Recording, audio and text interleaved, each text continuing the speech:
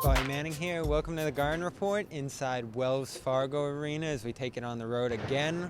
For the last time before the All-Star break, Celtics only have one game left against Detroit. Tomorrow night back in Boston. We'll make it back there in time, as will they.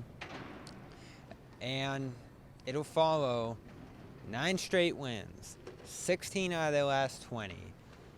And the biggest one of all, leading by as many as 50 in a 135-87 thumping of the 76ers, who entered tonight not only 2 games ahead of the Celtics in the standings, now just a game up on that 5th spot in the East, but adding James Harden to the mix, having him ring the bell coming into this one, feeling great about his first 2 appearances at practice and shoot-around with the team after the blockbuster trade last week.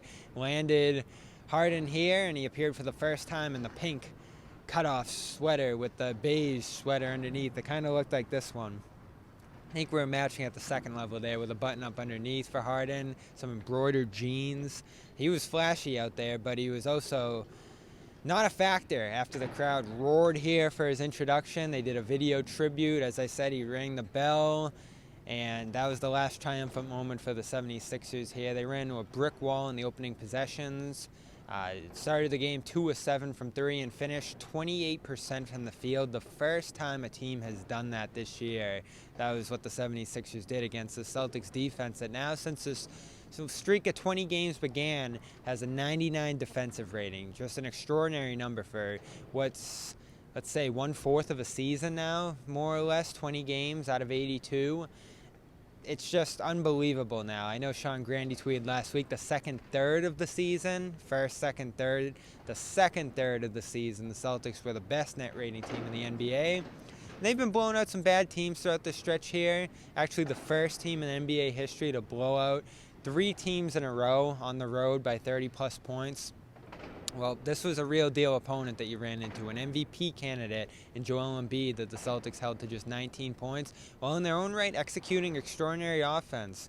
57 points between the Jays, Brown doing it early, Tatum pouring it on in the second quarter, while that defense, 22 points for the Sixers in the first, 20 in the second, and I believe they capped it off with another sub-20 third quarter. I think the Sixers only scored 16 points in that third quarter, and they were done from there. It was a 30-point game early in the second half, grew to as many as 50 with the bench shooting in there, and all of a sudden, Celtic starters are laughing on the bench again. Sam Hauser, Aaron Nesmith, who was sensational, by the way, pouring it on in garbage time.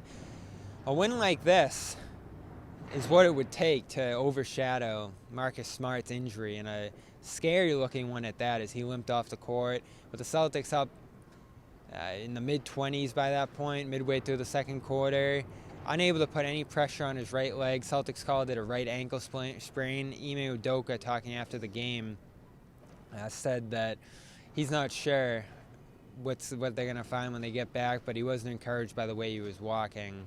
Noticeably limping is the phrase that Udoka used. We'll talk about Smart's injury in another video here, but the win, just emblematic. Grant stepping into the lineup, hitting 4 threes. Jayson Tatum told me that made everybody lock in just a little bit more, seeing that Rob Williams was going to miss this game with a right calf injury. And listen, I had some doubts about Brown fitting in within the flow of this offense. He was very decisive early and had an outstanding night just in terms of picking his spots, passing, and shooting.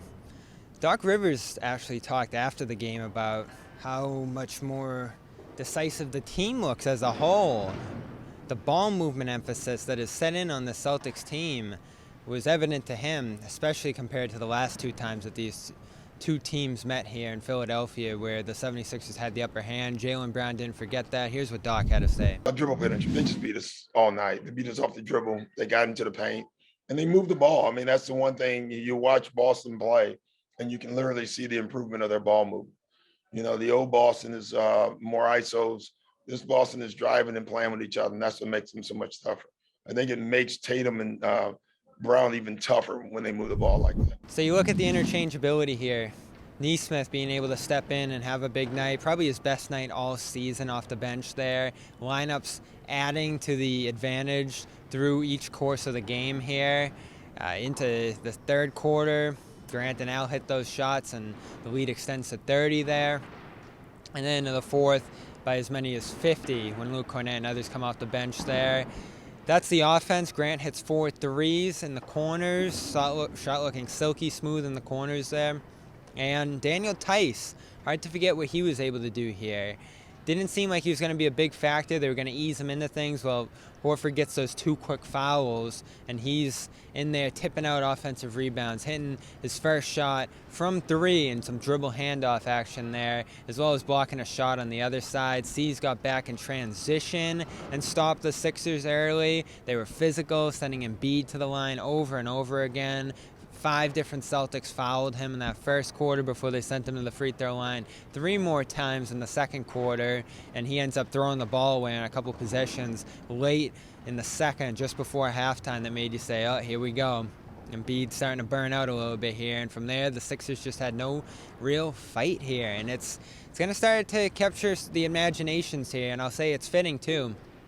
James Harden sat on the bench in his final game with the Nets and watched the Celtics just get stop after stop, build a 28-2 lead, which had never been done there. Well, this time, Celtics hold the Sixers to 28%, 2 for 7 start, brick after brick, and Embiid overshooting on some fadeaways while Harden's sitting there and watches the offense just crumble while he's still nursing this hamstring injury here. We'll see what they look like when he ultimately returns, but the first game where they don't have that depth of Seth Curry and Andre Drummond and those guys that they sent out to Brooklyn there, it wasn't pretty here. And Boston took complete advantage. Now, 4 of the best defensive field goal percentage games belong to the Celtics. Only 12 teams have held opponents under 33% from the field in a game. The Celtics have done it 4 times out of those 12. They're the best defense in the league, 99 defensive rating. Since the streak of 16-20 began here, they seem impenetrable at times, and I asked what it felt like to be an individual cog in this collective unit that's just seemingly unstoppable right now on the defensive end. No, it feels great. This is probably one of the better defensive teams in my career. We've had some really good defensive units, but it feels like hard to score on us, you know. So it feels really good. It feels connected. We got a lot of guys each and every night that's stepping up on that side of the ball. I don't think they get enough credit. You know, Rob has been fantastic. Smart, of course, is going to be smart. JT, we've been playing both sides of the ball, so all season, and we're still getting better. So we've been getting the job done on that, and that's what's going to give us a chance down the line. Ime, talking after the game, found satisfaction in sending the fans to the exit by the end of the third quarter. He always said as a player his favorite thing was to quiet the opposing crowd. Well, the boos that just scorched down on Al Horford early in the cheers of that Harden introduction pregame turned into boos for the Sixers by the end of this one. That's all there is to it here.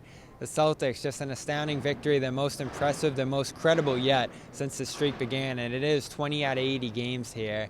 About a fourth of a season that they've been on this roll now, this tear. They'll try to continue it against the Pistons at TD Garden tomorrow, 7:30 tip, and then it's on to the All-Star break. You almost don't want to see this team stop playing right now, but their ability to sustain 2 injuries in this game might have been the best attribute of all, as Rob, Smart, who knows what their status is going to be going forward here. I didn't think that you'd be able to just mix and match some parts here. I thought that starting lineup was critical to the things that they were doing on the defensive end, but Pritchard, Nesmith, they were all able to come in this game and continue the defensive success, the unmatched defensive success in a single game by an NBA team this year, and all those different players that step into this game end up being a part of it. I'm Bobby Manning from Philadelphia, Pennsylvania. CLNS Media, Celtics All Access. We will see you back in Boston.